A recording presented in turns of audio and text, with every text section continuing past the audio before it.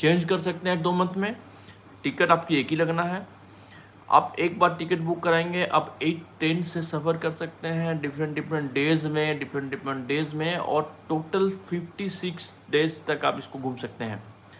इसमें 2-3 शर्त है। शर्त क्या है कि आपका जो बोर्डिंग स्टेशन है, आपका बोर्डिंग स्टेशन जहाँ से स्टार्ट हो रही है, आप जिस भी स्टेशन से ट्रेन को पकड़ रहे हैं, याद रखना है आपको रिटर्निंग में उसी स्टेशन से आपकी टिकट रिटर्निंग का भी होना चाहिए, तब ये टिकट आपकी वैलिडिटी है, अदरवाइज टिकट वैलिडिटी नहीं है।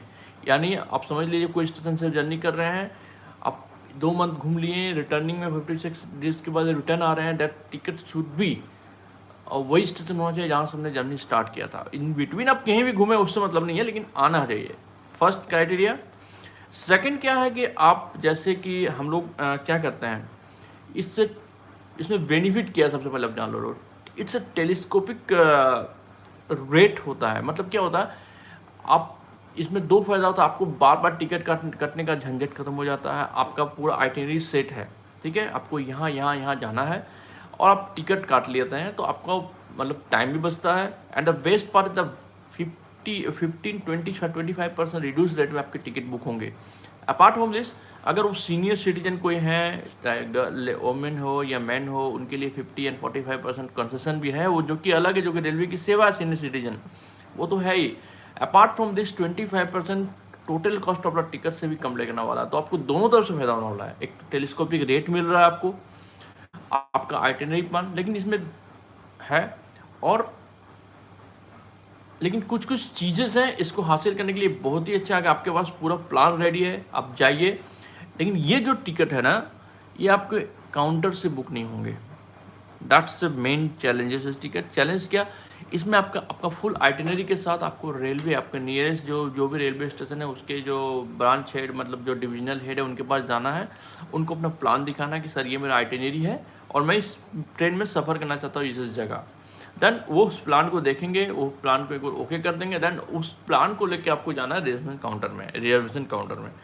वहाँ जाके आपको वो प्लान को देना है कि भाई ये मेरे प्लान है, मुझे जाना है, then they will book the ticket accordingly. आप खुद से बुक नहीं कर पाएंगे, राइट। तो आपको सबसे पहले एक डिविजनल का अप्रूवल लगे, जो कि ईजीएस्ट प्रोसेस है, मैं बता रहा हूँ, बहुत ज़्यादा मतलब लेंदी नहीं है, ईजिली मिल जब भी जाता है अप्रूवल, अगर आपका आइटिनरी सही हो तो। एंड सेकेंड इज़ दैट कि आपको जो है it should not be short route नहीं होना चाहिए। Short route in the sense कि ऐसा नहीं कि 10, 20, 40, 50 किलोमीटर डिस्टेंस हो, आप 8 को ट्रेन चेंज कर, नहीं। इट शुड भी मिनिमम 400 किलोमीटर्स का एक जर्नी है। 400 किलोमीटर्स के डे को गवर्नमेंट, मतलब रेलवे, एक दिन में अगर आप 400 किलोमीटर की जर्नी का ब्रेक ट्रेन लेते हो सॉरी, तो रेलवे इसको एक दिन काउंट करता है।